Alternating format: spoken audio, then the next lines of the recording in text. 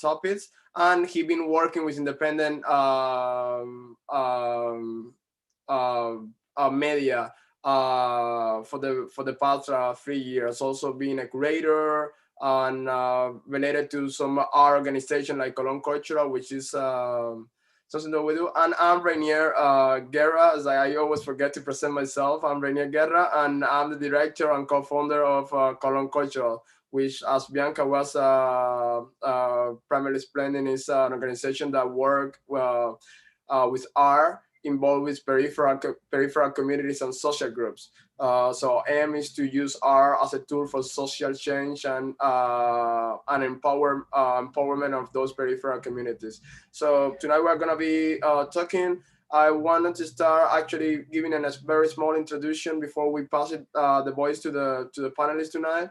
Talking about like what's the relationship between the United States and Cuba, Wait, especially. Rainier, before you do that, you want to talk to people about how the format's going to go tonight, like, so that they know like where to ask questions and how that's going to work. That's true. Thank you, Bianca. So yeah, tonight we're gonna have the panelists speaking. Like they're gonna be speaking for about like 8 minutes, and then you can guys start like asking questions on the chat. Or if you're on the live, you can just like ask your questions. We would be taking care of taking note of your questions, and then after like all the speakers have present, we're gonna have a round of questions, and the speakers will be able to answer your questions. And just feel free to ask any questions. So like just pause on the chat like any ideas that you will have in order to share with our panelists tonight. We're gonna be about an hour and 40 minutes on the conference. So just we are like looking forward to hear what you have to answer and what you have to say about like Cuba. And our panel will be answering happily will be answering your questions. So going to Cuba.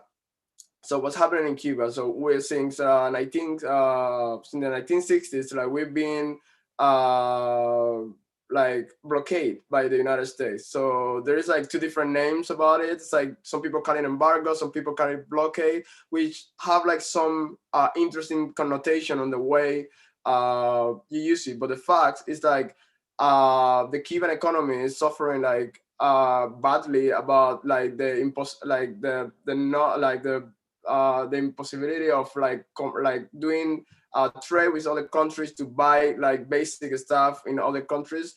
And so the Cuban government have to pay free time for like the price that normally will cost for everything, and like trade through like different like third markets in order to get the products that they need to bring to Cuba. So that's also a strategy of the United States in order to change the regime in Cuba, to change the government in Cuba. So the idea is just like having people in Cuba starving, struggling to get basic stuff, that the government is not able to provide basic stuff to people.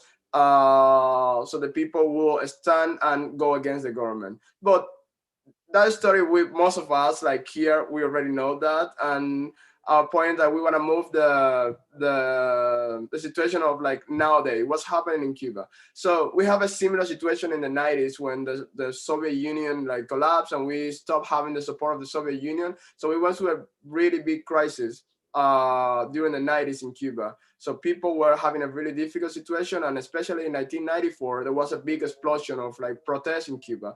What happened like now in Cuba a couple of weeks ago is actually very impressive. Like the situation in Cuba is affected by the United States embargo to Cuba, is affected by the situation with COVID, which is like we are having like a peak of cases, of positive cases, and people dying in Cuba because of COVID. And the economical situation after like the Donald Trump's like new restriction to Cuba, like it's making it stronger, the situation for the government to negotiate and to actually govern to Cubans. There are also some like internal like position that we're gonna be talking about. Also like why the people stand on the street? Is it real that people went to the street? Like how many people were supporting those protests? Those protests were violent, were peaceful protests, and especially what happened after those protests? Like what happened with the protests? What was the position of the government, and how we can stand in order to avoid like getting lost, supporting an ideology or supporting a socialist government, and actually represent and help the people that are the one in the middle between all these like fight between like the United States and the Cuban government.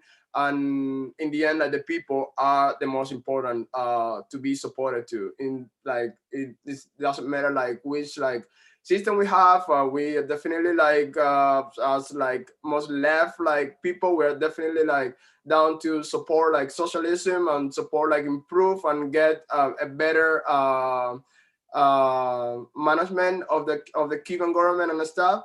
But we definitely need to change a few stuff. So I don't want to take the conversation that long. I want to give the voice to our panelists tonight. So they're gonna have like first hand of like what's happening in Cuba, what's the situation, what's the standing of the Cuban people, and what's real and what's not real about the protests and the situation in Cuba. So I would like, we're gonna start with Hector. Thank you, Hector, for joining, and please tell us about what's happening. Okay, thanks, Rainier. Thanks for inviting me. And I say my kindest regard to my colleagues. Okay, I would like to first give a historical point of view and historical panorama that it could help us to break up a narrative that have been built of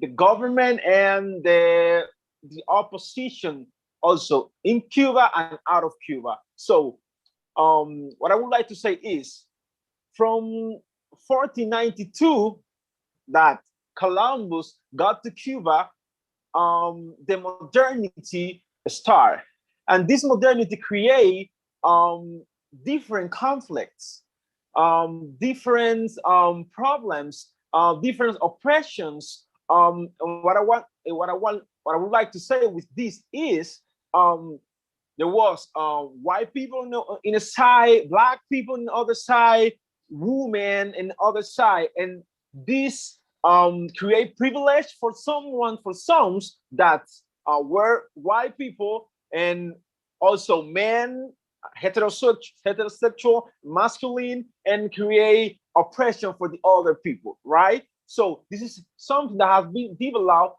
for all the years of our nation and our society, and that's part of what is going on right now in Cuba, right? I'm not going to make the history because we don't have time for that. So I want people to keep that in mind. So with the Cuban Revolution, we were in the Cold War. The Cold War, where United States was going to the top of the imperialist nations in the world.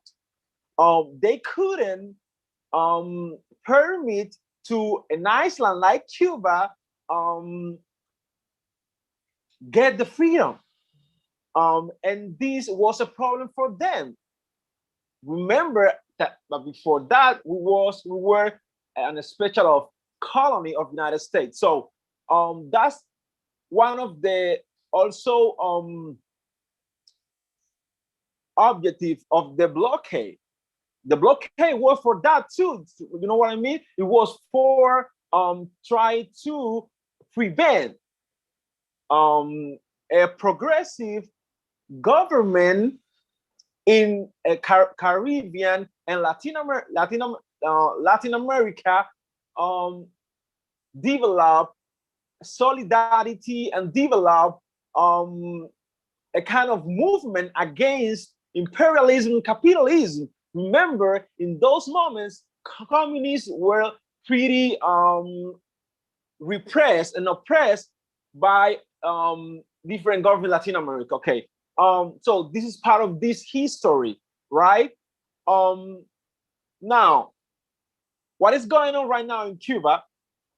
This crisis, or some kind of crisis, is the result of, first of all, the blockade that is pretty hard. It is make our economy weird, something weird that you can explain sometimes, because the government has to make a lot of movement to um, um, develop economical relations with other countries. So blockade is true, is real, and make it harder, for example, for medicine, for education, for sports, and so on. But also we have um, a political power that um, have a heritage of modernity, and this heritage, um, they put it in practice, trying to make true the promises of modernity, equality, justice, and so on. But in this process, um, but I would like to say first, this political power have this epistemological heritage of Marxism in a way, and Marxism, 19th century, think that with saying, or a statement that everyone is equal, everything was done. I mean, we have everything covered, but it wasn't true, because there were some minorities that were suffering, that have had that were backward. So the government um didn't recognize that. And for example, for Black people, that is the field I struggle or try to some way help and do something. We were pretty backward, and we didn't have the we didn't we did have we had less education, we had less economical benefits, and with that moment wasn't recognized. And um, anytime some intellectuals try to say, "Hey, we have these issues," was taken as a threat to the unity, something that is not real. Um, in the way that an homogeneous unity. That's what I'm saying.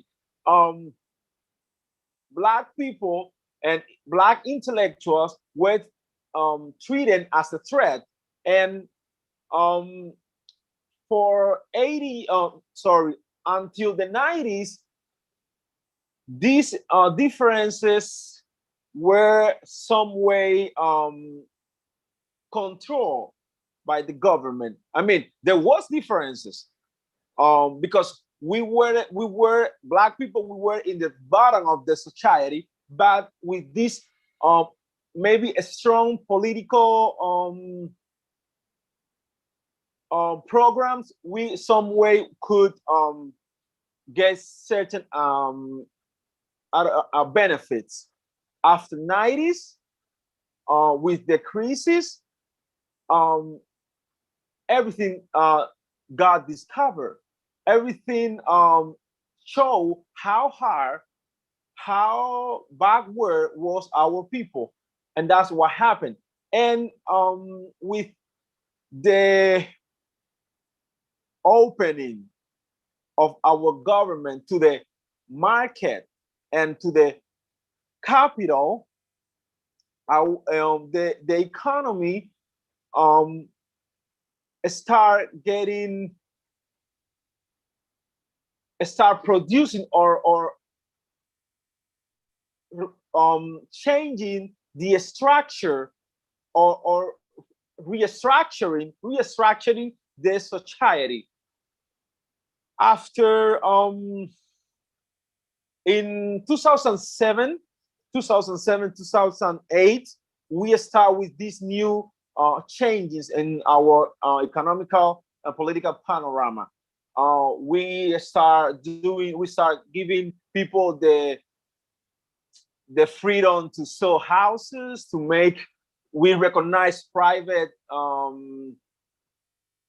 property. We give the people, the government gave the people the opportunity to make business, travel, but the people who could do this was the people who was in the top, the people who had the money, the people who have family out of the United States that could send some money and make business. But what happened with the people on the top, the bottom?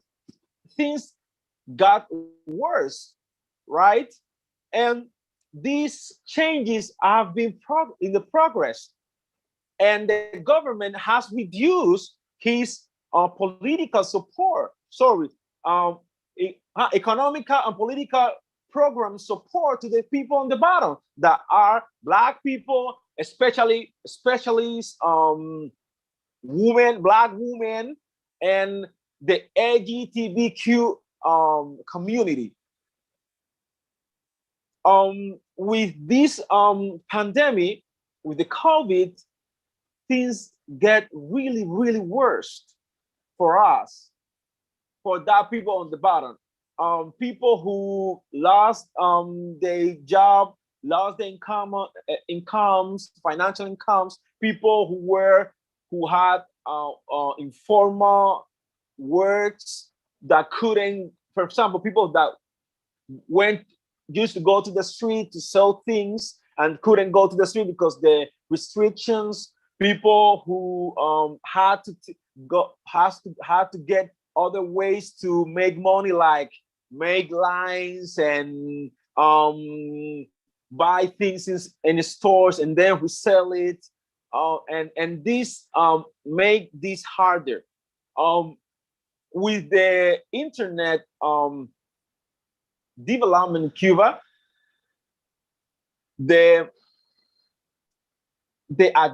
mass media agenda become more complex. Now, our government wasn't the only one who had the voice and the discourse about reality.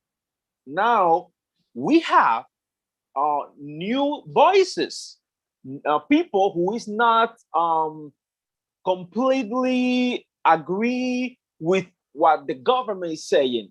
We have newspapers like Periodismo de Barrio. We have Ciber Cuba. We have Hipermedia Magazine. I mean, it is a different with different discourses and speeches. These get now a problem with the government because they now can control these new speeches that have new ways to interpret reality, and people who have access to internet now can see all this, now can see different ways to perceive reality. But with the political pressure of Miami opposition, that is the center, I would say, is not the only place for political opposition, but it's the main one. They have developed a really strong communication strategy to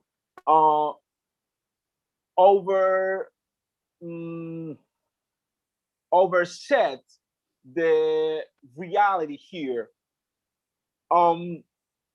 With these all panoramas, this our social, cultural, economical, and political reality got very complex. And at the moment, to understand what is going on, you can't just take one narrative. You have to try to hear different testimonies, different speeches, different epistemological frames, like um, Black activists, LGBTQ activists, or feminists, or just people on the streets. You know what I'm saying? And try to make um, your own comprehension about what is going on. For me, that's what is happening right now. Sorry, actor. We're just trying to keep like track of time, just like for give everybody like some time to speak. Yeah, if you guys still have like something important to say, please just continue it, but just keep it in mind. Just we have some time for the other people, and also for like the round of questions. Like you are gonna have like some more time like after to answer questions, and like if you have any other idea that you want to pause on this. But yeah, please continue, and just like if you have anything. I'm done. I'm done. I'm done. I'm Oh, okay. okay. Thank you so much. It was really good to like listen to your perspective about it, and also like very interesting about the historical like um background of like what's your situation as a black person in Cuba. Like thank you so much for that. It's probably really appreciated. It's important for like to understand the situation like right now, where like a lot of like the news that we heard from Cuba, especially from the official news, are talking about like black people being like the center of a lot of the protests. So it's important to understand why that is happening. So I would love to pass it on to Yurema, that probably have some interesting stuff to say to us. So thank you, Yurema, for joining. Hi, thanks for the invitation. So, first, I want to say that I'm not also an entrepreneur. I'm also a feminist activist, and it's for me, it's two sides of living the reality. So, I'm going to share my experience from both sides. I mean, so but I wrote some notes that I want to share with you all. So briefly, I want to discuss some things related to Cuba that are important to me, and even that if a few minutes are not enough for what I like to say, I appreciate the opportunity to be here and be able to reason some key issues that are happening right now. Also, like Hector, I want to share just a little bit of history. I'm going to start in the 90s because I born in the 90s.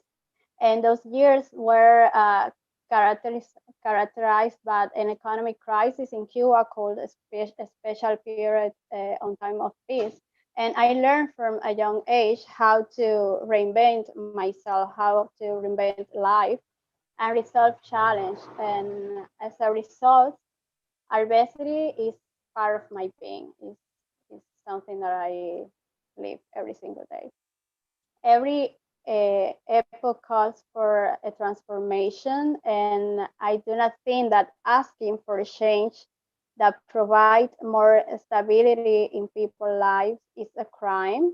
There are many ways to ask and are many ways to listen. Cubans right now have a serious dilemma regarding the question of a census. We may grow at an academic level, but we do not train the ability to put ourselves in the place of the other person and see the world from their perspective. We are, since I was talking today with a friend of mine, and she was saying to me that since we were at school, they are also telling us one way that this is the only way to think and there is no other way. And if someone think in a different way, you have to maintain your thought and not listen to the other person have to say. And for me, I learned in the past years that that is not the right way. So in anthropology, psychology, and sociology, that is called the otherness. Is to put yourself in the shoes of the other person. The blockade in Cuba is a reality. No one can say that it's not a thing. It's true. It's happening. It's affecting us every single day. For me, as entrepreneur, it's affecting me a lot because the line that I work, uh, the existence of the blockade doesn't allow me to get the fabrics because I have a fashion brand. It doesn't allow me to have the fabric or the the things that I need to work, and I can be able to participate in some events of fashion or feminist or anti-racist movement, something like that. It's not easy for me to participate in those events or spaces because of the blockade and the thing that I have to go to some third country to ask for the visa and all that things that is happening right now. And as an activist, also the blockade affects me sorry a lot because I mean the situation between Cuba and US is always has been super difficult, but right now is in the worst times, I think, because the it's like Erta says, the society is not only living and seeing what the government is saying, is that the society has the internet, and the internet is giving us a lot of information from both sides, and some people doesn't have the ability to, I don't know if ability is the right word, but some people doesn't have the opportunity or the ability to I don't know to analyze and to think which not which side is right, but which situation or which discuss sorry is is the right way, is the right one, or like that. So today, Cuba is compared to other years, like I said, is in the state of agitation. And what is the difference? First, that social gaps that and inequality that have become more visible with not only with the existence of entrepreneurs and commerce and of that. No, not it's not just that. It's the thing that the internet is that a lot of things that the state sorry, to improve the situation here in Cuba, that only uh, shows that not everyone can allow to that the thing is the same as in the same way. So uh, mostly the black people can allow to can go to no say I have an entrepreneur or no sé, and sorry and no sé, some people can have their life the way they want. So the existence of social classes in Cuba is real and is notorious. And I also believe that while there has always been racism in Cuba, in previous times there was also more respect among the population. At least uh, people were careful to say what they think in order to not hurt or not create a complicated situation between the population. So those Cubans who lived in the 80s and the 90s here in the island, they go to US seeking the famous American dream. And also they often, sorry, they yearn to return to their land and see their relative. But today is like there is a break that between people that stays in Cuba and people that it goes to US, and it's like two teams that they are fighting against each other, and both sides are trying to maintain the way they think, and that they don't open the space to hear what the other side is thinking. And that's what happened in the past 2 weeks, is the result of not just the bad or uh, not good administration in the country. It's the result of the people being tired to always being struggling with the economy issues, the food issues, and everything that is happening every single day in here.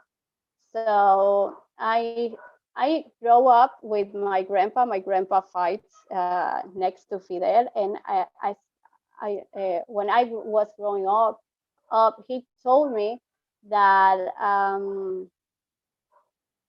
sorry, that there was only one way to think, and he gave me that feeling and that revolutionary thought that I was super proud. I'm still proud of who I am and my country and everything we gain.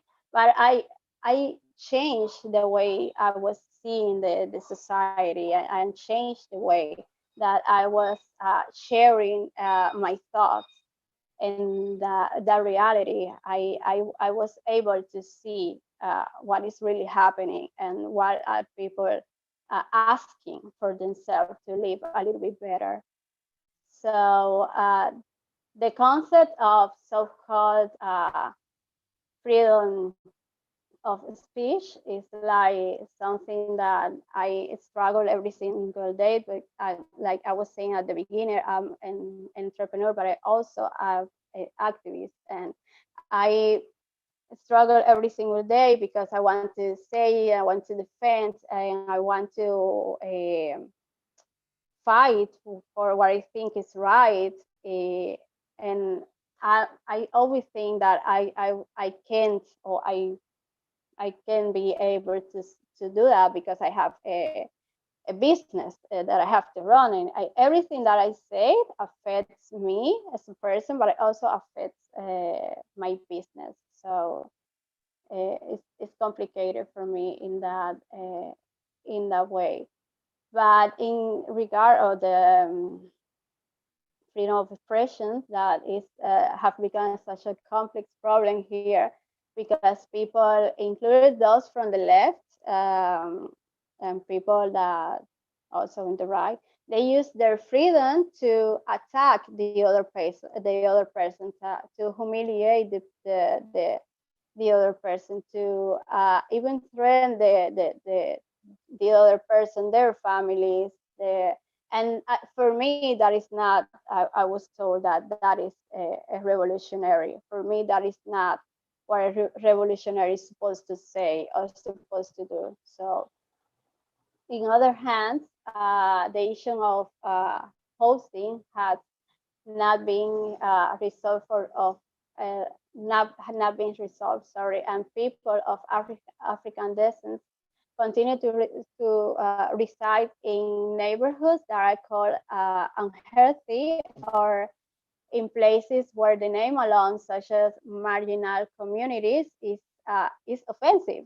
That's also what happened 2 weeks ago, because as like you were saying, Rainier, the word marginal was the word for the government represents part of the people that were at the streets. But everyone who lives in Cuba knows that marginal people are all, mostly of the time Black people, and that is a super racist thing to say, because everyone knows that Black people are the ones who live in the worst neighborhoods with the worst conditions. And I born in those kind of neighborhoods, and I can't believe that someone says to me that I'm marginal or something like that, just because I born in a place that you, as the government, has not do a lot of things to improve that situation. Even if they want to do it, I know they want to do it. I know they want to improve the situation of those neighborhoods. But the reality is that when you today you are studying the Cuban population and the quantity of people that are living in those neighborhoods, most of those people are Black, and those people are every single day fighting to live better, to have a better condition, to make a future better to their kids and their relatives. And it's not fair. It's not fair to call that every single people that were at the streets are marginal, because they are not marginal. They are people only fighting for their best way, for what they are think are the best for them.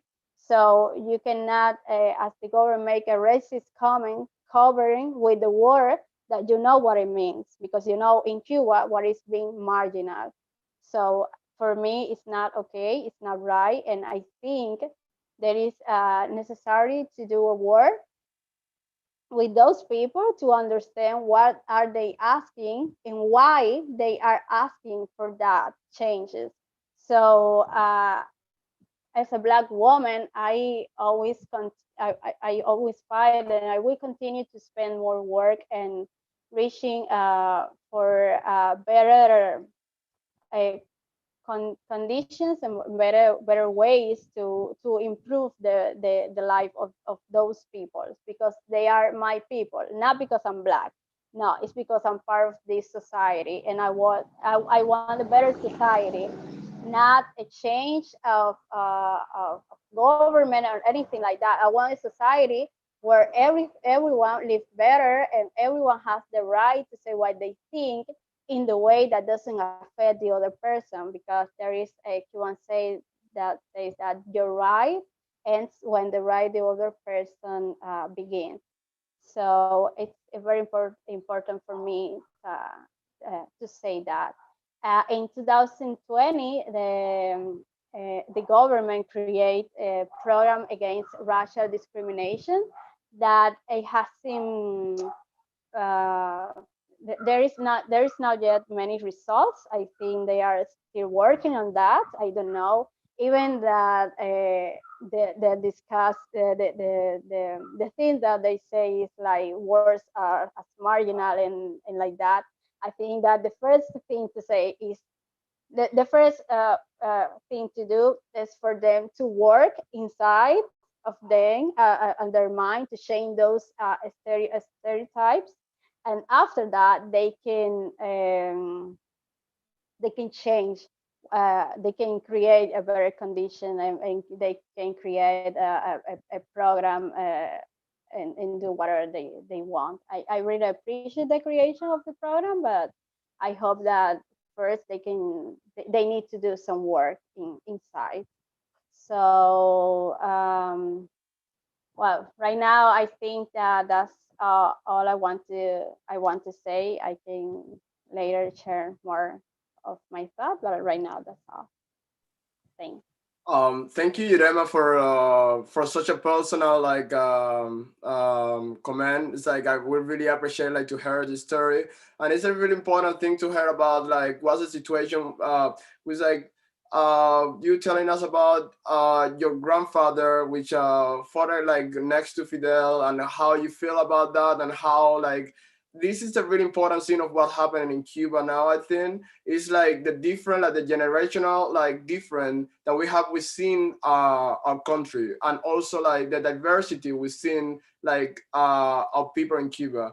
And it's not only the diversity, like people that wants like to change socialism, or they want to move, like they want to have a McDonald's in Cuba. We're not talking about that. We're talking about something that Hector was mentioning, and it's like our socialist movement, our like progressive socialists, all the left people in Cuba that want to actually improve socialism, that want to work to make a better life for the people in Cuba in a humanistic base, in a socialist base, are not being listened. Like this is a really important thing because we are not looking here, we're not looking to a change of a regime in Cuba. We are looking for an improvement of our reality in Cuba and our government actually listening to what we are saying.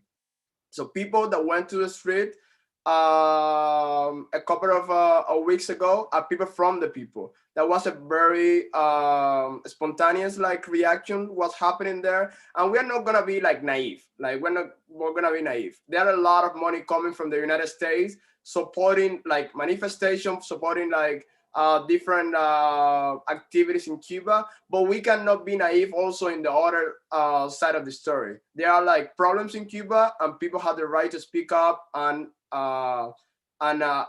talk about the problems. And it doesn't mean like people like socialists are not enemies. It's sad that to hear like it's frustrating also. Like some of us like here just want to help, just want to improve, just wanted to talk and be involved like on the taking of the decision of a country that we believe on, and we grow up believing on that. And we have like some of the participants were asking about like all the good things that the revolution have like implementing Cuba, like education, like healthcare, all the stuff. So yes, that's a great thing. We have a great education in Cuba, and we are so proud of that. So you give us education, we have that education, then now give us the right. We are educated people, now give us the right to speak up because we are educated people and we can decide what we need for our life, because we are the ones that are living in peripheral communities, in like marginalized communities and all the stuff. So we are like people are only asking to speak up from their experience, like Black people, LGBT people, women, all the minorities, all the people in Cuba in general, just want to speak, just want to be part of the taking of the decision and improvement in like trying to improve the democratic system that we have in order to listen to more voices, in order to have a more diverse, like that unity of the country doesn't exist. People like young people like us, we feel so far from the 60s. We feel so far from what happened and all the things that the revolution did for the country. So now we need to listen. We have new problems and we need to have a new socialism. We need to have new ways in order to move forward and to make it stronger. Like we cannot keep like fighting against people that are trying to help. We cannot keep trying to keep what we have from the 60s, because times change, the world changed, and the Cuban people change. So we need to actually work on it, and this is why it's important to have you guys like joining this conversation, because all of us, we are sure about what we want for Cuba and especially what we don't want for Cuba. So in order to hear what you have to say, and I'm really glad that people are having like great comments and questions. Like, thank you for that. But this is also like really important. We are here, and the people that are speaking here, like the three panelists, are just people from within the people. You can hear the opposition in Miami very easy. They have a lot of visibility. You can hear the Cuban government. They actually like are in charge of all the social media in Cuba. So you can hear what they have to say. You can hear what the people in Miami, like opposition of the government and like neoliberal and like people that want capitalism to come to Cuba, it's easy to hear those points. But it's very difficult to hear people within Cuba because they don't have access to speak and they don't have tools to speak. So that's why we're having this. And this is all about like the Cuban people and how people in Cuba, within Cuba, are talking about their life and about what's their like problematics in Cuba. So I'm just gonna go back to the panelists again. I'm sorry to take like this time, but like thank you Rema a lot for like this experience. It was like really interesting to hear what you said. And now I will just pass it to Ernesto. And thank you, Ernesto, for joining, and looking forward to hear what you have to say. Well, hello, everyone. I don't know if you can hear me. Internet has been very unstable in Cuba since July 11. I believe that what everyone has said till now is surrounding the idea that we criticize a lot of binary politics, in which you have to choose a side in order to be listened, in order to be taken serious. In especially in Cuba, which is our topic today, I believe that in the narrative that we, or that I, for example, as a journalist, live every day in Cuba, is that every time that I want to speak about an issue or say something or be critical within a specific topic, I have to blame the embargo or blame the government. That's my two options. I don't have any other option in order to be taken serious by either of the two sides of Cuban politics right now, which is very, I feel that is very naive and very and not very serious, because as I always said, politics has so different sizes. And although yes, the blockade exists, and till now the total impact of the blockade in Cuba is estimated in $90 billion. There's a lot of losses. Okay, we understand that, and we have been suffering since 1962, but at the same time, we need a government who is capable of living with those struggles, because we don't have any power in this country to end the blockade. We don't vote in the US. The blockade is actually a law in the US. And so we, as Cuban people, what can we do now? What can we change here? I'm not saying that we have to settle and live with the idea that we have a blockade imposed to us and we'll just sit in our chairs and relax and enjoy the ride. But what I'm saying is that we need to do some changes in our country, in our politics, demand to our governors to change stuff. Because if we look of what our government is doing or has done in the past few years in political and economical topics, we realize that a lot of the stuff that is happening, the bad stuff that is happening in Cuba, is not all of the blockades of the US or the European Union fault. Like, nothing is perfect, and our government is not perfect. And so every time that I have to say something like that, people that read me says that, oh, you're a gusano, or you're an neoliberal person who is getting paid from Miami. And then when I write about the blockade and what the blockade has done to us, and then the Miami people say that I'm a security agent from the Cuban government who is writing. And so it's really, really hard in Cuba right now for young people, for activists, for intellectuals, but also for regular people, people that normal people, to say something critical, either of the blockade or the Cuban government, and being taken seriously without being discriminated for what they are saying. And so I believe that, and we can get into it, the July 11th, in a personal point, of like profoundly make a great impact in what I do as a personal, as a Cuban citizen, but also as a professional, because I seen those videos of the violence, because it started peacefully, and then our president actually said on national television that, yes, Cuban streets are for revolutionaries, and revolutionaries has to take it. But if we look even deeper in what he said, he was saying that the people that were in the street were not revolutionary. And that's so naive because as Rainier was saying, Cuban people are really well educated. And then you're assuming that they are incapable of thinking for themselves. And then they are waiting for a command from the US Cuban immigration, who's saying,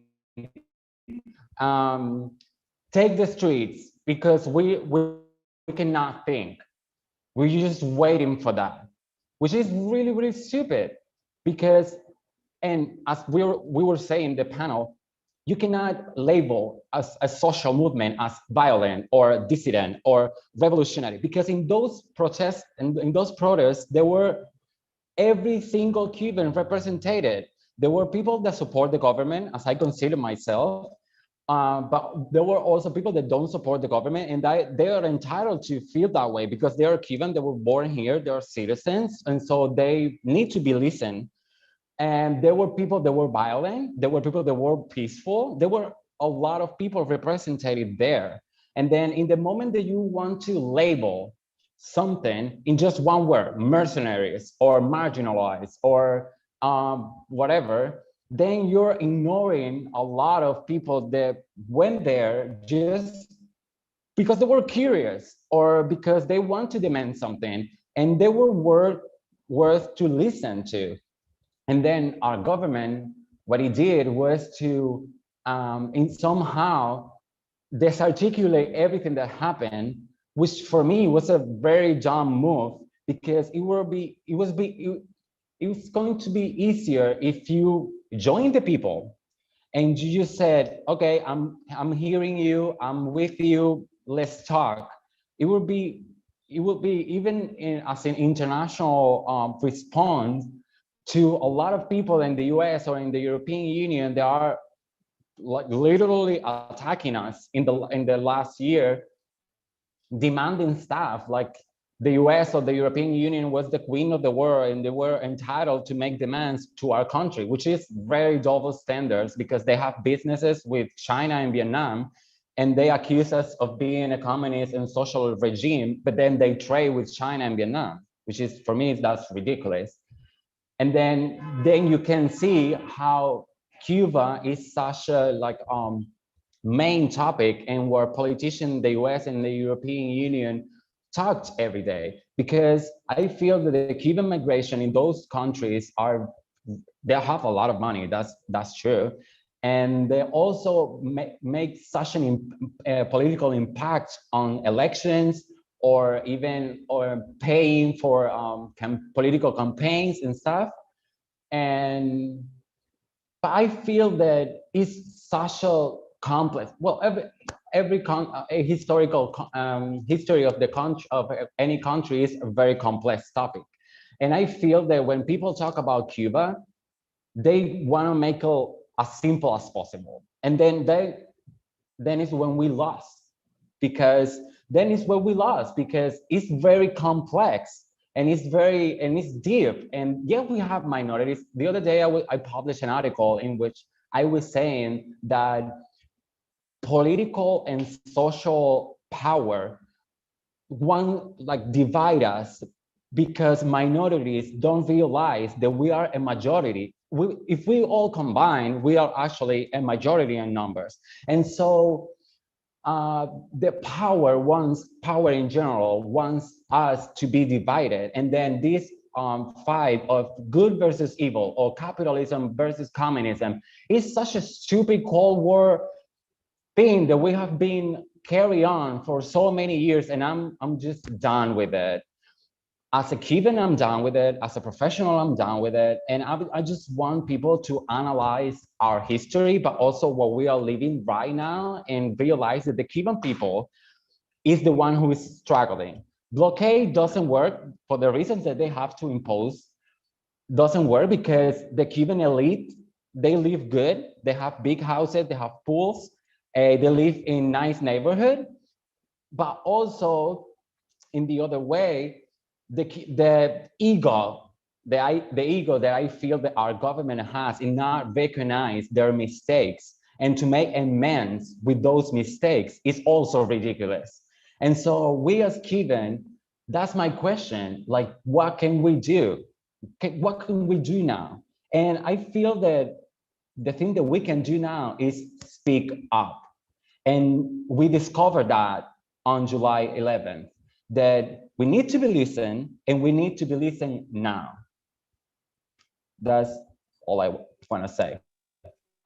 Thank you, Ernesto, for your words. Back to you, Rainier. Sorry. Oh, Yeah, thank you for your word, and very interesting to hear what you have to say. It's also very interesting to like your perspective as a journalist and like someone that had been actually following the news and following the information of what's happening in Cuba from an independent media. So thank you all for like for your time and stuff. Now we are gonna go through like some questions. Like we have been gathering some questions from the participants, and we have some ideas that they share with us on the chat and on the questions stuff. I also have some question for you guys. Like I'm very curious about like a couple of things that that is difficult to hear from here of what's happened. So we all as like mention like the history and what happened on the 11th in Cuba. For all of you, it's like what's your experience on like the post 11th of July? Like what happened after? What happened with the people that were manifesting? And what happened, what position like the government took after that, and what position the people that were manifesting took um, after that day, after the big day that the people went to the street. That's a question that any of you can answer. Of like yeah, just go ahead for you. Okay. Well, what happened was there was the protest started in San Antonio Los Baños, and it was a result of a systematic blackouts that were going on there. It was a peaceful protest, and because of social medias, or because of the internet, the news were run into different some social networks. So this became big in Havana, Matanzas, Santiago de Cuba, and so on. And the request of the people were, we need freedom. We want to be able to speak and say what we want without that becoming a threat for our security. We need food. We need a better medicine, a better an improvement of our social system, health system care. We need also we want to stop the oppression of the government, and the government responds to this with so much violence. Oh my goodness. Let me tell you something. I have a friend. He's a student, and he's an activist too. And he went there, and he's a socialist too. He went there to ask for his rights, and they was handcuffed, and they took him to the police station, and what he experienced there was so violent. And he told me, "Hey, I didn't got the worst part, but I was beat by the police." And the police, for example, like he was telling me, they got people naked, and they say things trying to some way to make mainly to men, to make them feel less men, less masculine. And you can see how the machismo emerge in these situations. They beat with stick, they break heads. They took people to the hospital to be attended by doctors, and but um, they all the time controlling but what doctors were doing.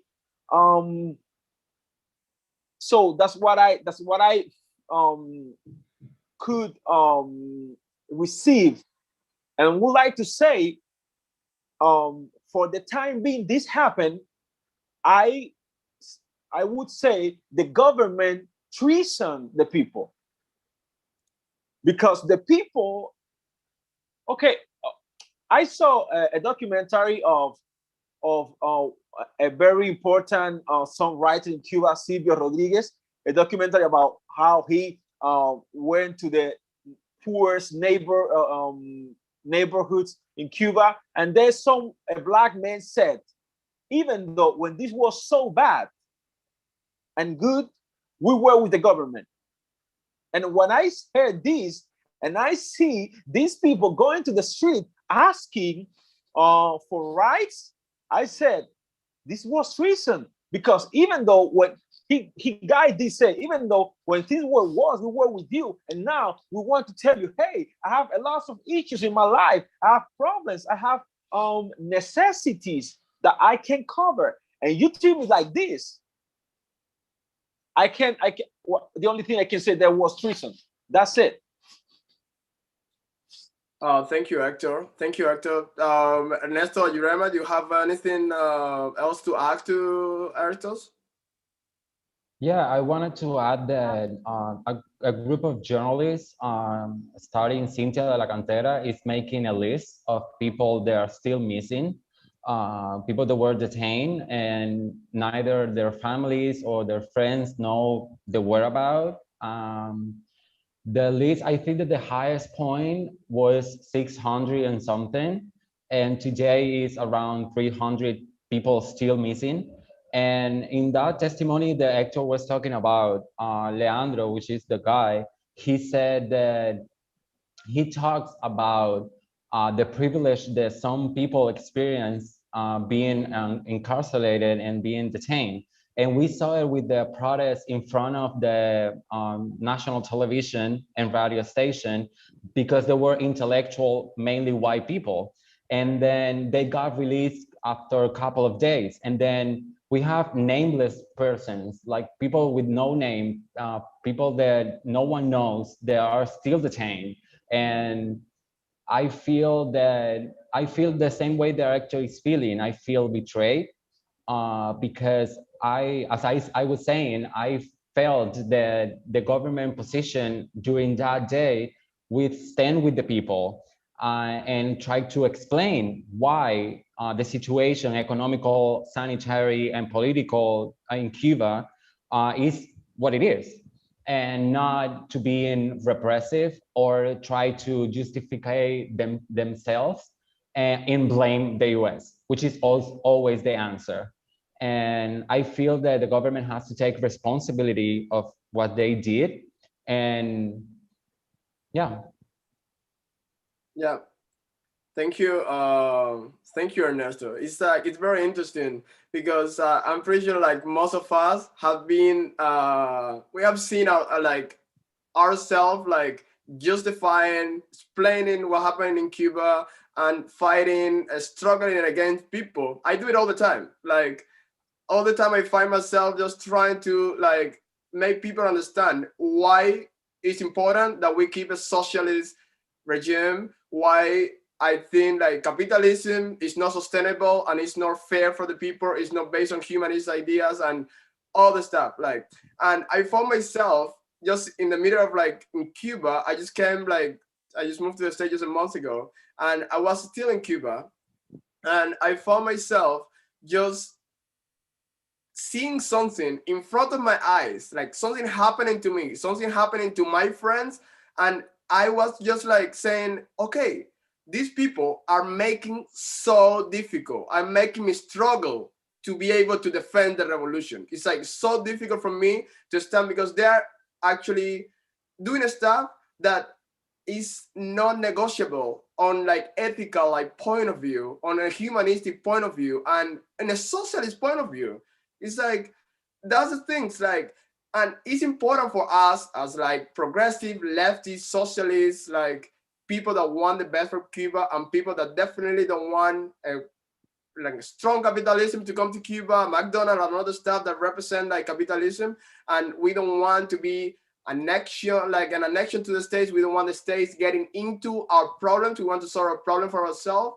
But it's so important that we recognize that we cannot follow an idea. We cannot follow like only an ideological base of like what we want. We cannot follow like a representation of our idea in a government or in a political figure. Like we cannot lose the direction of like what we do as like humanistic people and as socialists, that our main goal have to be representing the mass, representing the people. And sadly, a lot of our fight, a lot of our struggle is against the power in general. And it can be capitalism, it can be even a socialist government that doesn't want the power. So creating a structure in a socialist government, and we all have to do that together, creating a structures in order to be able to have a more democratic taking of decisions within the country, and stop like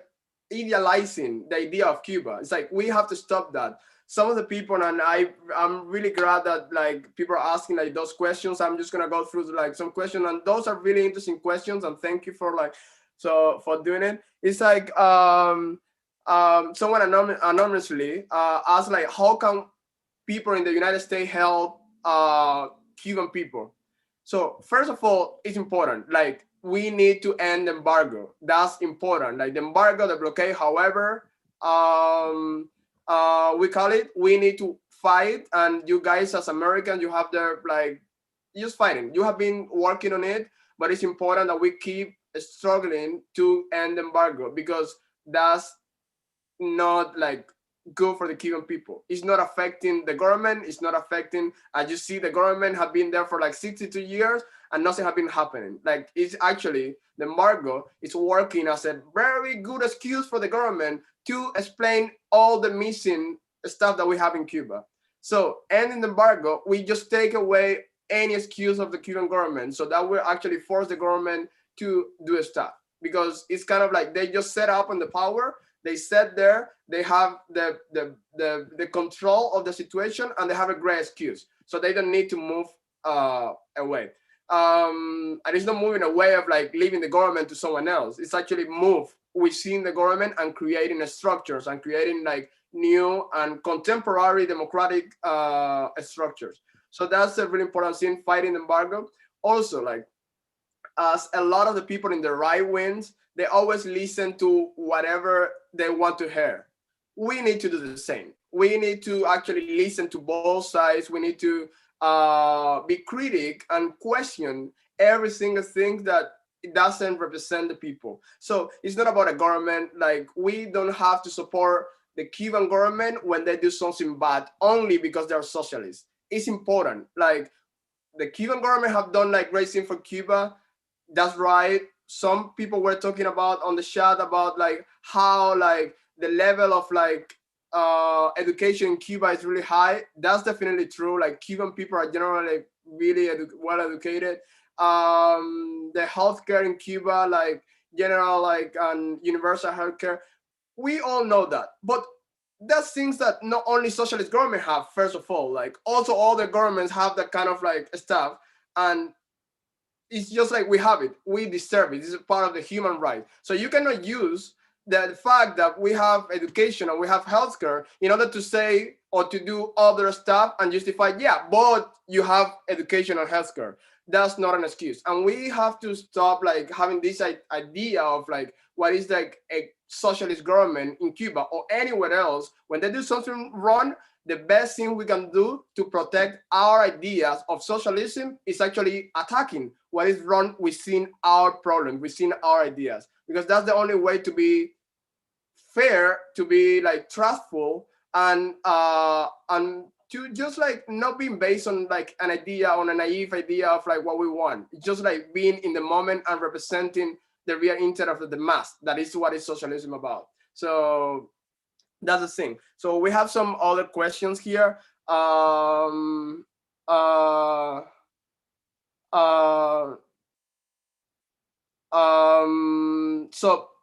someone was asking about like why don't we have representation of the Communist Union and the party on the stuff in this conversation. This conversation is not about like they have their way of communication.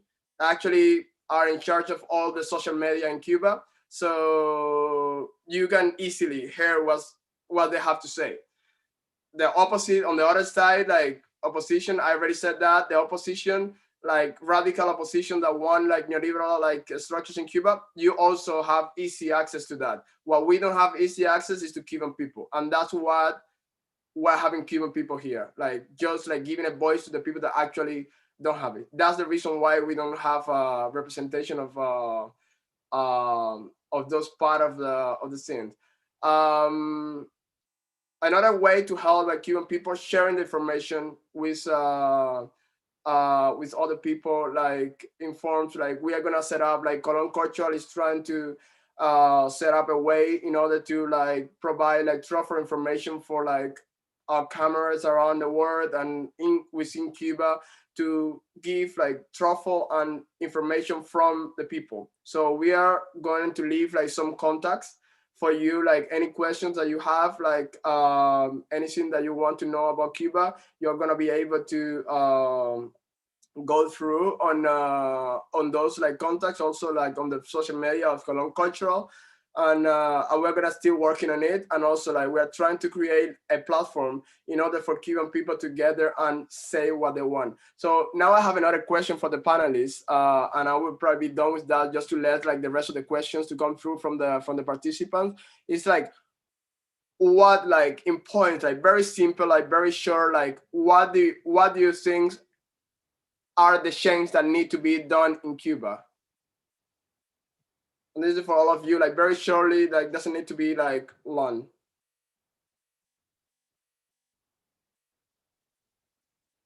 Can you repeat the question? I didn't hear it. What like very shortly, what are the change that you think as Cuban and people that live in Cuba need to happen in the Cuban government and in the Cuban society in order to have a more democratic society and in order to improve socialism and maintain it in Cuba without sacrificing all the good stuff that we actually have in Cuba? Is it? May I? Okay. I would give a radical solution to this from my Marxism framework. I think if we want to change radical this society, we have to change the way we handle the goods, what is common for our society. What I want to say is, right now there is a political power that handle all what the excedent of all what our society produce, right? The workers don't have in their hands what the excedent they produce, but also people don't have control of mass medias, schools, enterprises, and so on. So if we want to have that that new step, we have to give the people that option. You know, the people, for example, that not been only the Communist Party of the government who decide what we are going to study in schools.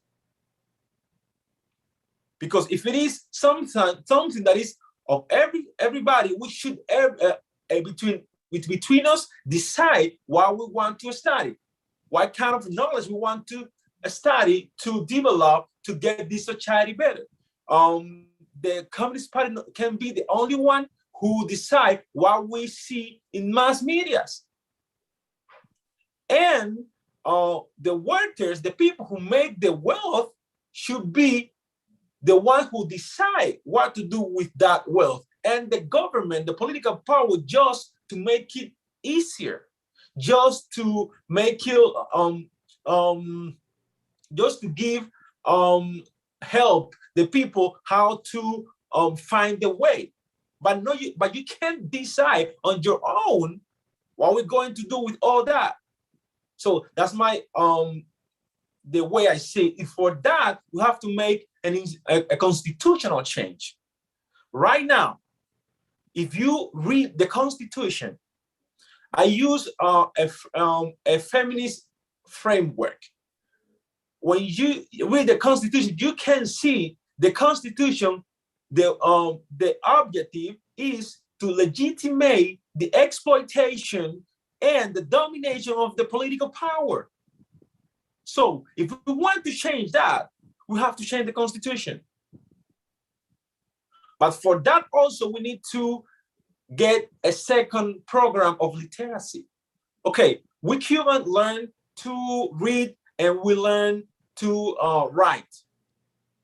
But in Cuba, a big part of Cuban society don't have political and economical conscience. We need at least the basics.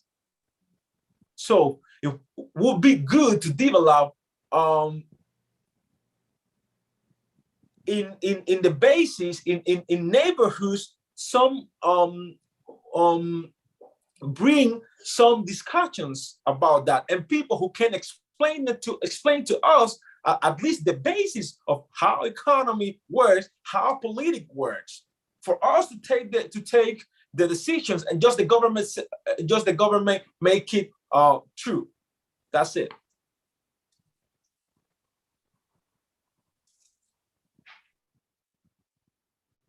I would like to say, Rainier, that I think that the thing here between the state and the people is first, because I was reading some comments. I want to say that I think that this space is not for it's not to forget what Cuba has good, or what government has doing for improve the Cuban society, such as like study, the thing now with the vaccine, everything like that. Those results are real and they are there. No, the thing is that I think that in order to not to repeat what happened on July 11, I think that the government needs to listen, but I don't say that they need to listen that the opposition, and no, they have the space too, but I think they need to listen in a big way. They need to open their minds, and they need to listen to Black people, to women. They need to work in social politics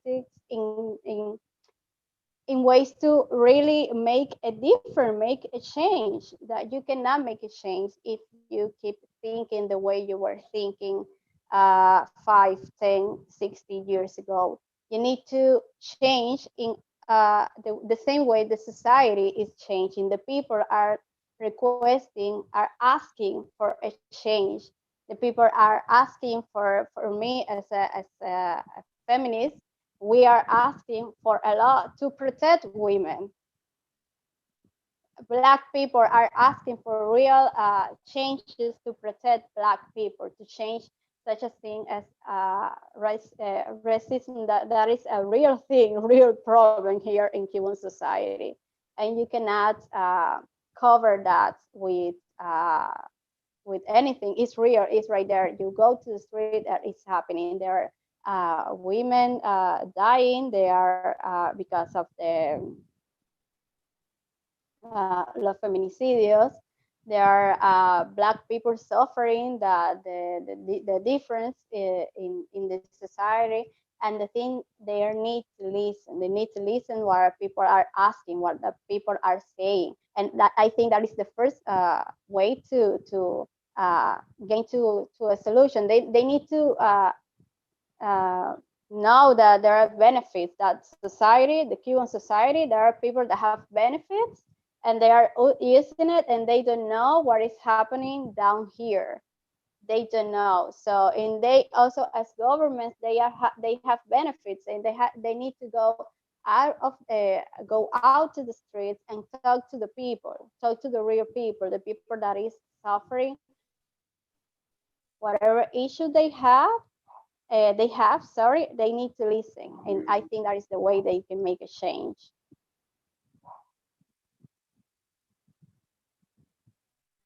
Um, thank you.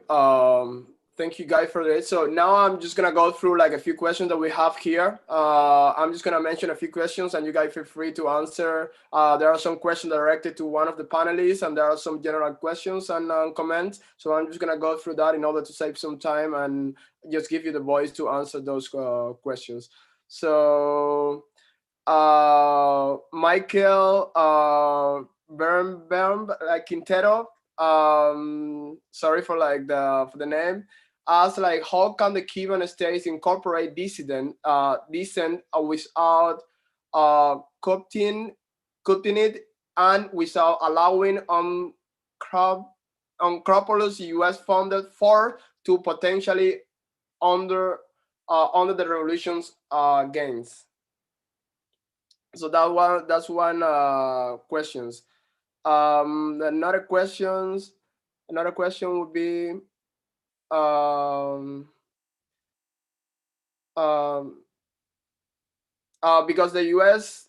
Usually claim its sanctions are about human rights. Do you feel it's important for us in the U.S. to discuss the human effects of the embargo to convince others to end it about the government sanctions? I think like we've been talking about it already. If you want to say something about it, it's good.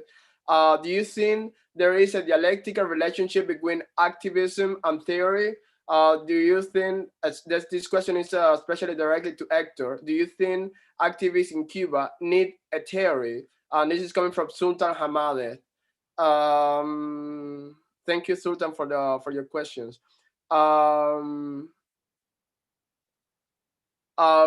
People, Eric Thoman is asking, UNICEF said Cuba now is 100% adult literacy, 0% child malnutrition, less than 1% infant mortality. Is that true? That's another question from Eric. How can this constitution be organized to make everyone happy? That's coming anonymously. Mary Clinton, thank you, Mary. What inspiration should socialist fighting in the US take from both the Cuban Revolution and the current movement? That's another question. Sultan Hamad again. Ernesto, do you think foreign investment and key factor is a key factor in the developing of the Cuban economy? So those are the questions that we have for now. So like feel free to like just like come through those and answer.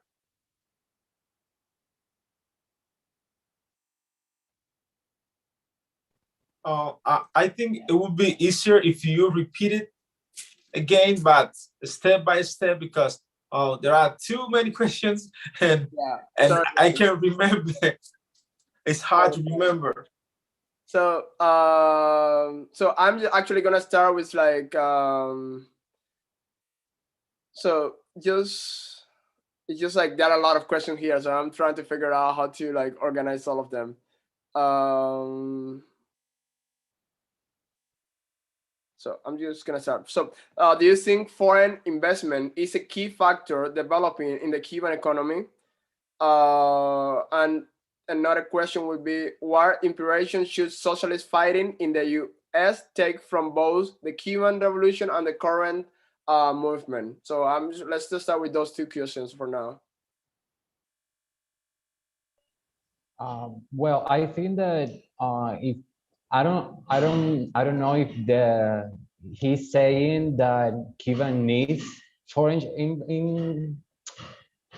or if we are having investment from foreign. I don't understand the question.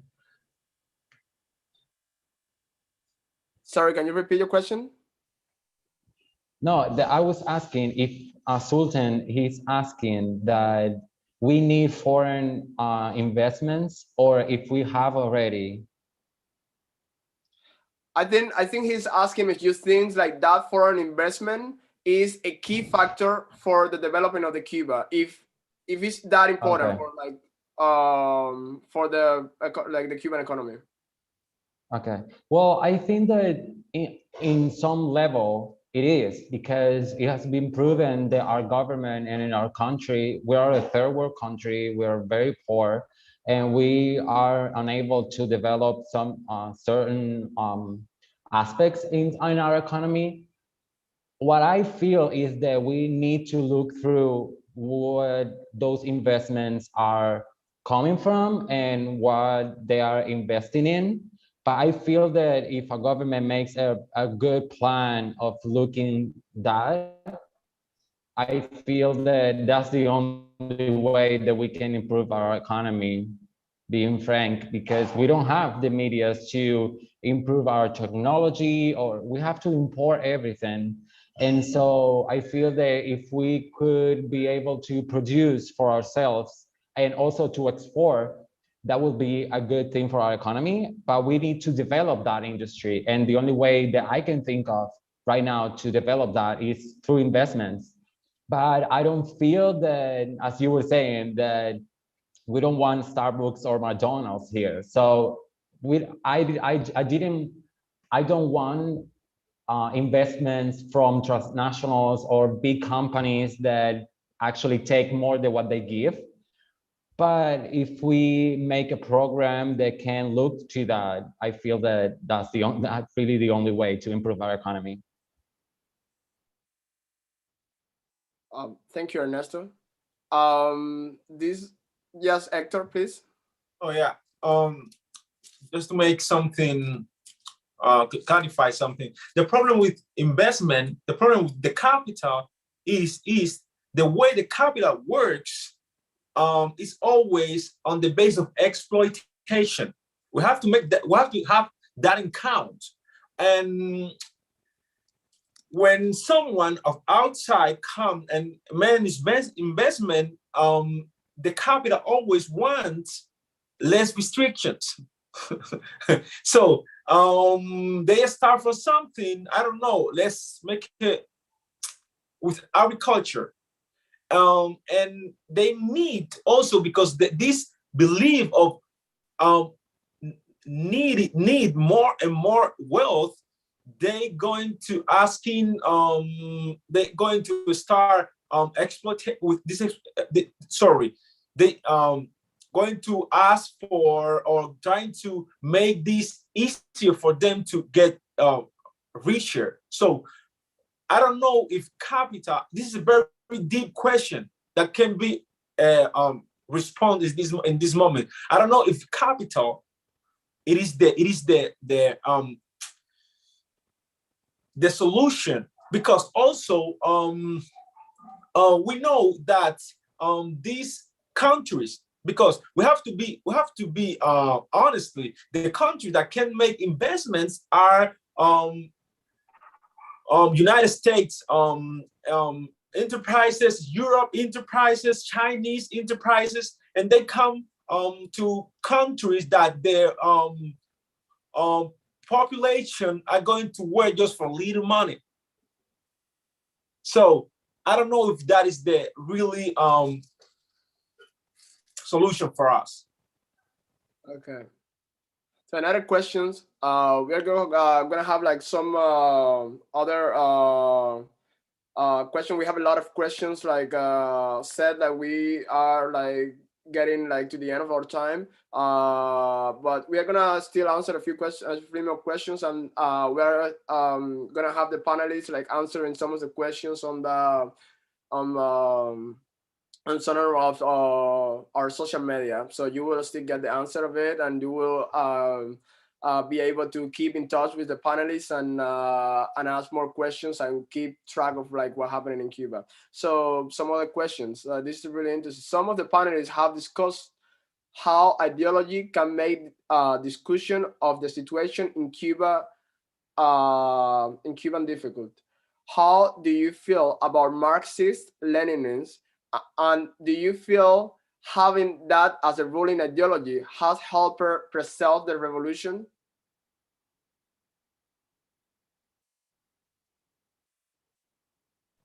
That's a Oh, okay. interesting The, complex. okay. The problem with Marx is with Marx. Let's start with Marx. When Marx started creating all the theory, all this critique to the capitalism and unfair systems, he's created this in Europe, and he thought that what he was creating was able to apply around the world. At the end of his life, he realized he was not so it was not so exact.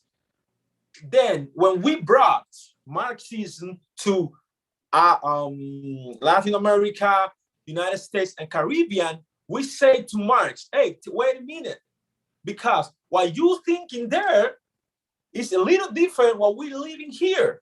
And we have, I don't know, Webb Du Bois, we have C.L.R. James, we have Frank Fanons, we have Enrique Dussel, who is saying we got to take this theory, take this thought, and apply it to our reality.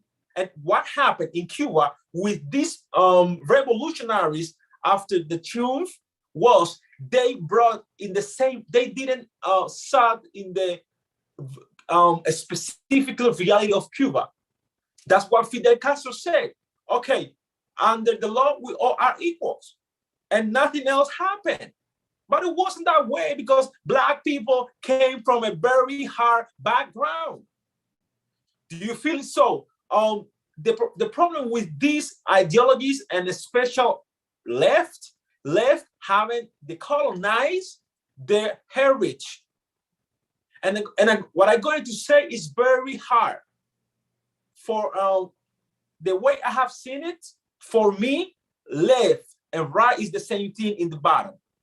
The foundation, the beam and the right and the left is the same thing. At the end, they are racist. The majority are they racist, are white men, are homophobic, are all these things or all these ideologies that they inherit from modernity. So to make it the left really works for the minorities or for the people who is in the battle, they have to decolonize them, and that's the very hard work. They have to be able to hear, to listen the minorities.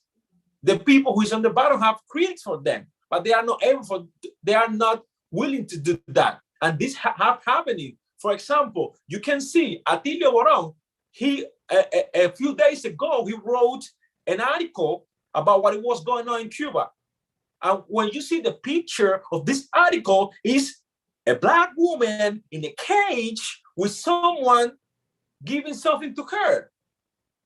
What is going on here? And he's fighting for a better world. So this man, who is a very well-known Latin American anti-imperialist, is very racist.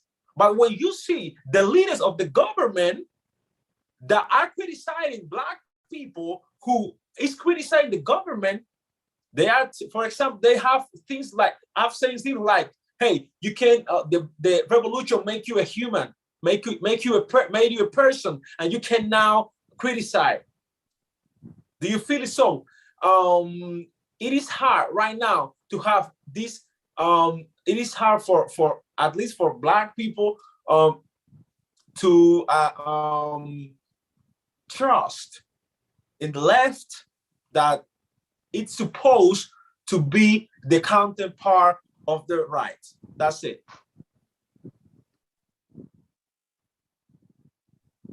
I just want to say something about what Hector just said right now. I I think that saying that left people is kind of, oh, left people is homophobic and racist and all that is kind of radical.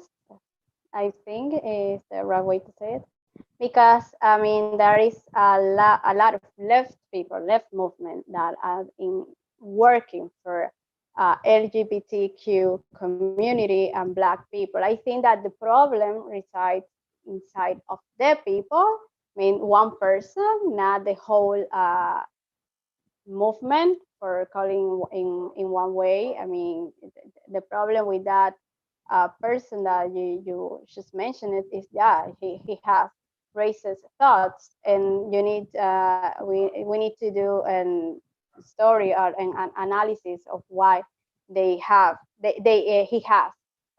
those point of view. But it's not, I think for me it's not fair to say that the whole left movement is racist and homophobic, because I'm part of that movement. I know a lot of people that are part of that movement, and they are not like racist and homophobic people. We need to be careful, because I think that's a trap. We need to be careful to not do the same thing that the other people, some other people are doing. We cannot put the whole system and a lot of people in one baggage. We can't do that. We need to be careful with that, because it's not fair, and because there is a lot of context before you saying that. There is a lot of context for saying those things.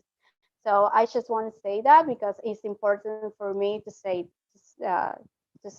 So. Thank you, Irema, for your word. Thank you, Hector, as well. Like now we have very short time. We have 5 more minutes. So we are gonna answer a couple of more questions. Like please just try to go through, like just have a couple of minutes for like each questions, and then we will keep answering questions in the different like in the chat and in the different stuff. So just very shortly, how can the Cuban state incorporate these dissidents without cutting and without allowing scrupulous U.S.-funded forces to potentially under the revolution's gain?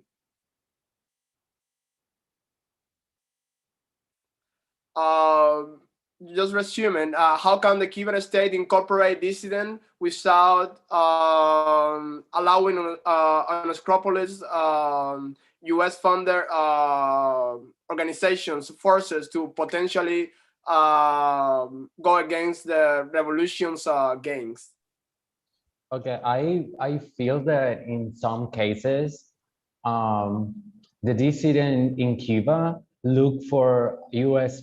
funding because the Cuban state don't bring them the space that they need. And so it's in Cuba, we have a joke that we say all the time that we said that the Cuban government makes their own opposition because they suffocate them so much that when they turn around, the only help that they see is the U.S. government or the U.S. Or Miami Cuban American organizations. And so I feel that if the Cuban government were more open to listen to them and to let them construct their projects or their spaces, they would not have the necessity to look for those kind of funding. I'm not saying that there are all of the cases, but I'm saying some cases. I'm thinking in movement, like new movement as the 27N or San Isidro movement that started being independent movement, but then they have to survive some way and then start looking for foundings or whatever. Yeah, that's what I feel. I feel that if our government give more spaces to opposition or dissidents, or not even opposition and dissidents, but also critical people, it will be easier to not look for foundings and or to be connected to organizations from the US or the European Union and so on. Thank you, Ernesto. Thank you for answering the questions. We have one more questions before we. Yeah, Hector, do you want to say something? Okay. What I would like to say, the way our government avoid this situation is recognize that there is legitimacy of this protest. They have to recognize that we have the right to ask for our rights. They have to develop a table for dialogue where we can sit down and we can be judged because our skin, of our sexual orientation, of our gender, because our class. So when you do this, you are going to show to your people and to the world that we have a democracy. Sorry. So for me, that's the solution. Thank you, Hector. Thank you. And we have the last question from Arturo Barrio. Thank you for the questions. These are very interesting questions. Talking about like what do you think is gonna be the future? Like talking about the future and how we can do it. So the question is like in Cuba, in Cuban socialism, the government control all the sector of the society. Do you think that in a new and more humanity system, the sectors like health system, education, public and administration, labor market, etc., is supposed to be in hand of the government or in other hands, private entrepreneurs? That's a question from Arturo, and we are gonna be closing these questions. Like, please, if you have any more questions, go ahead on the chat, and we're gonna give also like some places where you can follow up and actually watch this conversation after. So going through the questions, who is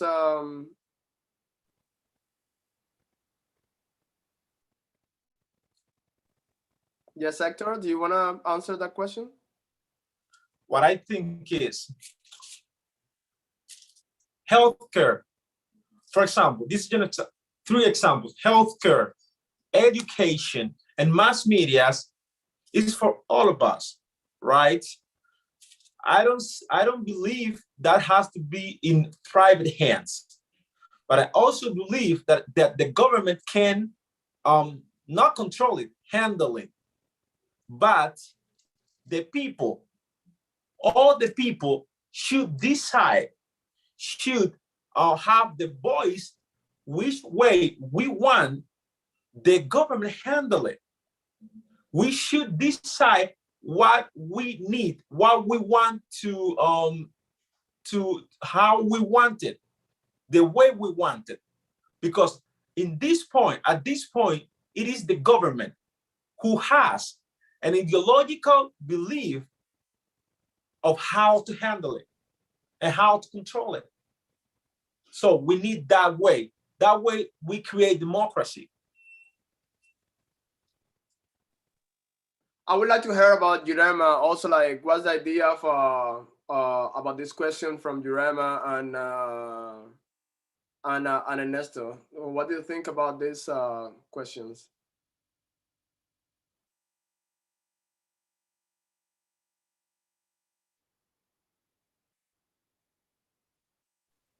I think Ernesto can go first if he wants. Well, I didn't hear the question, but to add about what Hector was saying, I feel that we have in Cuba, we have the wrong idea of what is public and what is free and what is private, because we have our government has controlled all of these programs and institutions for so long that we have it's like a monopoly of industries or institution. It's not no longer, I don't see it no longer public. And then when people talk to me about free education or free health care, I say it's not free, it's public. I pay for that. My taxes, with my taxes or with my my really low income, I'm paying for my education. I'm paying for my health care. It's not free. No one is giving that to me for free. The government is not giving that for free to me. I'm paying for it with my job, with my work, with I don't know, whatever. But I feel that Cubans, we have lost that sense of what is public, what is governmental, what is social, civil society. When someone said to me that the UJC, the Young Union, or the CDR, or whatever those institutions is a civil society, I say no, because it's controlled by the government, and so it's not civilian. And I feel that we need to take back of those political concepts, because what we really need is to mainly the industries, but with media, I work in media, and I don't believe that the government should control all media, or should have completely control of small stores and that kind of things. But I feel that mainly education, healthcare, and the big industries like electricity and water, and that kind of stuff should be public. Public, not controlled by the government, is what I believe. Thank you, Ernesto. It's like we're running out of time. Like, thank you so much for the panelists to share your experience, like your talk about like Cuba.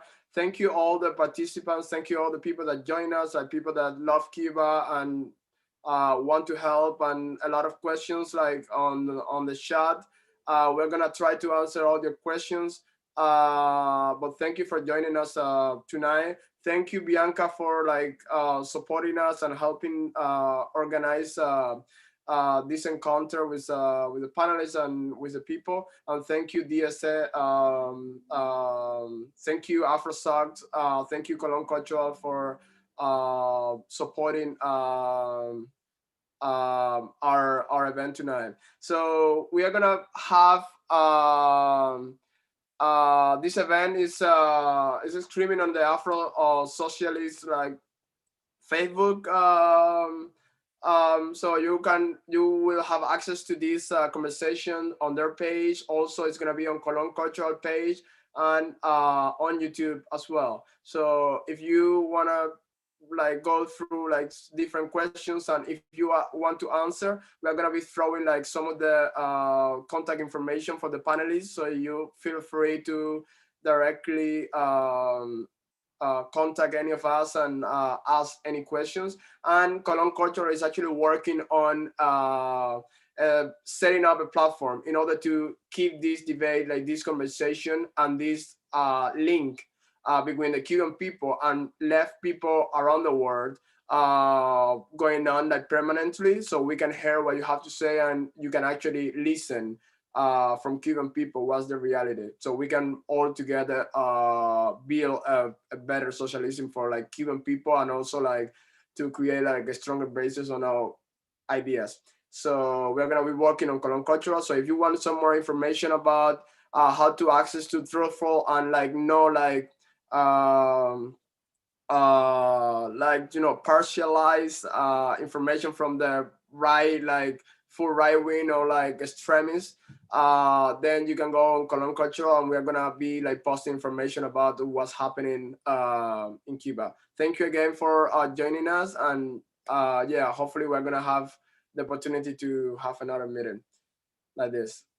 Bianca, would you like to say something to end? Just want to say thank you so much. I think something that we oftentimes lack is nuance. And so I appreciate this nuanced conversation. I feel like it will only make all of our ideas stronger and our fight for socialism and liberation for a global struggle more realistic. So thank you to everyone and good night.